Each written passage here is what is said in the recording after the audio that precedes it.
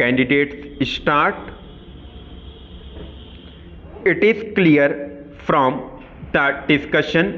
made herein above that the said case was not one relating to compounding of offence. Apart from that, the court found that the dues of the banks have been satisfied by receiving the money, and the suits filed by the bank in the civil court have been compromised. The FIRs were filed in 1987, 1988, and the investigation had not been completed till 1991. On those facts, the court rendering the judgment in July, 1996, felt that having regard to the lapse of time and also having regard to the fact that there is a compromise decree satisfying the bank's dues, there is no purpose in allowing the criminal prosecution to proceed.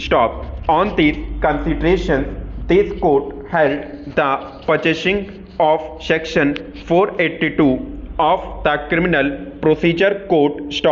In the facts of that case, the learned judge held that the bank filed suits for recovery of the dues on account of grant of credit facility, and the suits have been compromised on receiving the payments from the company concerned. The learned court held it an offence of cheating is prima facie constituted, such offence is a compoundable offence, and compromise decrees passed in the suit instituted by the banks, for all intents and purpose amount to compounding of the offence of cheating.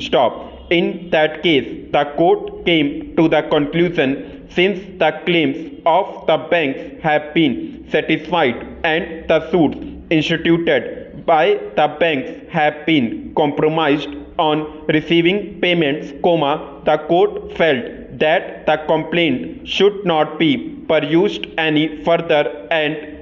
therefore, the court,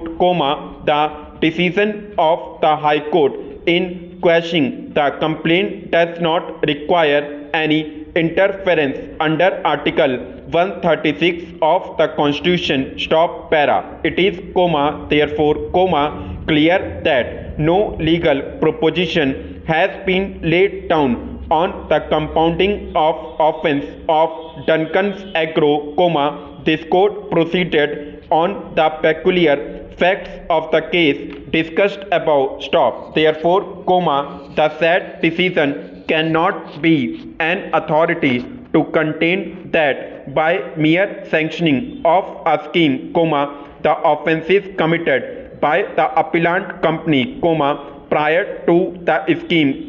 stand automatically compounded. Reliance was also placed on the decision of this court in the case of CBI, New Delhi, reported in 5 SCC 257. In that case, reliance was placed on the decision of this court in Duncan's Agro as such. The court found that the aforesaid scheme, being a voluntary scheme introduced by the Government of India, has provided that if the dispute and demand is settled by the authority and pending proceedings were withdrawn by an importer, the balance demand against the importer shall be dropped and the importer shall be immune from any penal proceedings under any law. The court also came to the conclusion that under the Columns Act, 1962, the appellants have been discharged and the scheme granted them immunity from the prosecution. On those facts, the court held that the immunity which has been granted under the provisions of Customs Act will also extend to such offences that may, prima facie,